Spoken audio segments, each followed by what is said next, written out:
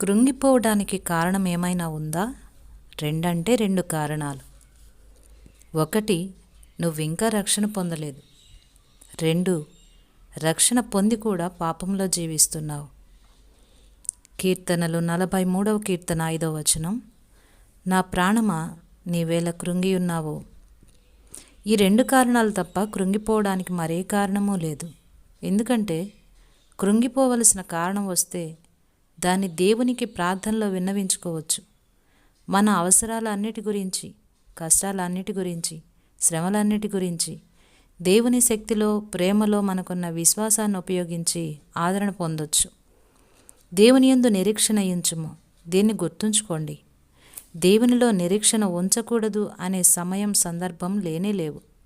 మన అవసరాలు ఏమైనా, మన ఇబ్బందులు ఏవైనా, మనకి సహాయకులు ఎవరు లేకపోయినా మన కర్తవ్యం ఒకటే, దేవునిలో నిరీక్షణ కలిగి ఉండడం. అది ఎప్పుడూ నిరర్థకం కాదు. దేవుని దృష్టికి అనుకూలమైన కాలంలో నీకు సహాయం వస్తుంది. జార్జ్ ముల్లర్ అంటున్నాడు, గడిచిన 70 సంవత్సరాల 4 నెలల్లో కొన్ని వేల సార్లు ఈ సత్యాన్ని అనుభవపూర్వకంగా తెలుసుకున్నాను అని. ఇక సహాయం రావడం అసాధ్యం అనుకున్నప్పుడు సహాయం వచ్చేది. ఎందుకంటే దేవుని మహిమ ఎలాంటిదో మనకు తెలియదు కదా. ఆయన శక్తికి హద్దులు లేవు.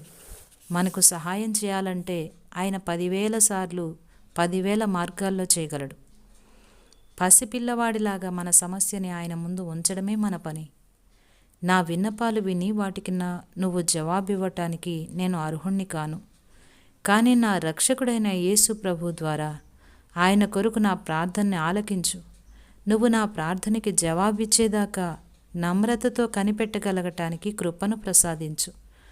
ఎందుకంటే నీకు తగిన కాలంలో నీకు తోచిన రీతిగా నాకు సమాధానమిస్తావని నాకు తెలుసు అంటూ మన హృదయాల్ని ఆయన ముందు వలకబోయాలి. ఇకను నేను ఆయన్ను స్తుతించెదను. ఎక్కువ ప్రార్థన, ఎక్కువగా విశ్వాసం మీద ఆధారపడడం, ఓపికతో కనిపెట్టడం, వీటన్నిటి ఫలితం పుష్కలమైన ఆశీర్వాదాలు. అందుకనే నేను నిత్యం నాలో నేను అనుకుంటాను, దేవుని యందు నిరీక్షణ ఉంచుము.